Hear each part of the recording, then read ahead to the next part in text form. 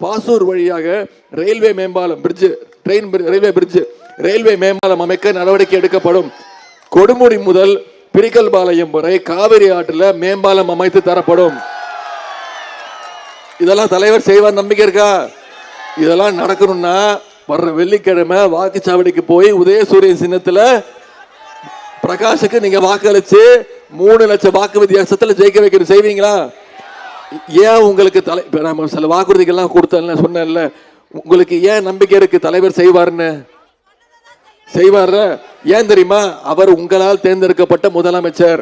மக்கள் வாக்களிச்சு 2021 தமிழ்நாட்டு மக்கள் ஒட்டுமொத்தமா வாக்களிச்சு ஆதரவு கொடுத்து மக்களுடைய அன்பை பெற்று மக்களுடைய ஆதரவு பெற்று முதலமைச்சரானவர். யார் காலையில போய் விழுந்தாரா?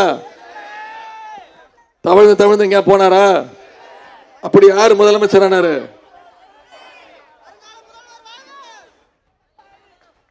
யார் தெரியுதா? யாரு? கீழே படுத்திருக்காருல்லம்மா முட்டி போட்டு, அவர் யாருன்னு தெரியுதாமா? இவர் பேர் பாதம் தாங்கி பழனிசாமி. இவர் தான் முன்னாள் முதலமைச்சர். இப்படிதான் முதலமைச்சர் ஆனாரு. நீங்க வாக்களிச்சீங்களா?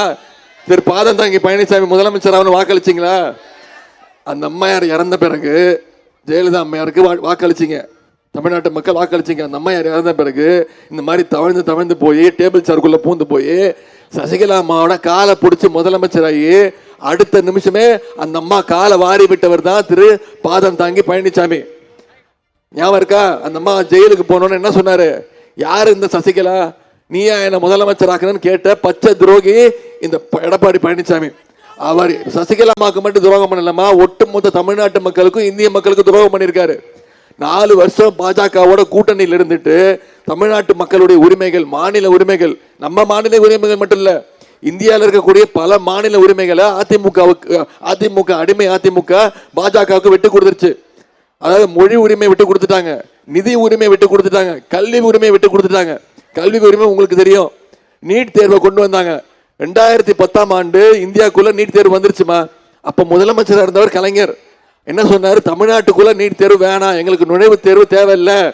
நாங்க சரியான திறமையான மருத்துவமனைகளை தமிழ்நாட்டில் வச்சிருக்கிறோம். இன்னும் சொல்ல போனா தமிழ்நாடு தான் கூப்பிடுவாங்க இந்தியாவுடைய மெடிக்கல் ஹப். வடநாட்டிலேருந்து யாருக்காவது என்ன உடம்பு சரியில்லைனாலும் தமிழ்நாட்டுக்கு போங்க, இந்த டாக்டர் இருக்கார். உலக புகழ்பெற்ற மருத்துவமனைகள், உலக புகழ்பெற்ற டாக்டர்கள் இருக்கிற ஒரு தமிழ்நாடு. அவங்கெல்லாம் யாரும் நீட்டெல்லாம் படிக்கல. 12ஆம் வகுப்புலேருந்து படிச்சு கிராமப்புறங்கள்லேருந்து ஏழை எளிய மாணவர்கள் படிச்சு மருத்துவர் ஆகணும்னு கலைஞர் நீட் தேர்வை ரத்து பண்ணாரு. இன்னும் சொல்ல போனா மறைந்த முதலமைச்சர் ஜெயலலிதா அம்மா இருந்தாங்கம்மா, அவங்க இருந்த வரைக்கும் தமிழ்நாட்டுக்குள்ள நீட் தேர்வு விடல. கல்வி உரிமை எங்களுக்கு வேணும்னாங்க. ஆனா அந்த அம்மா இறந்த பிறகு இங்க இருக்கக்கூடிய இந்த அடிமை கூட்டம் பாஜகவுக்கு பயந்து நீட் தேர்வு உள்ள விட்டாங்க. முதல் பலி அரியலூர் மாவட்டத்தை சேர்ந்த ஒரு குழந்தை, பேரு அனிதா. 1200க்கு 1170 மார்க் எடுத்துச்சுமா. 1200க்கு 1170. இந்நேரம் அனிதா உயிரோடு இருந்தா அனிதா டாக்டர்.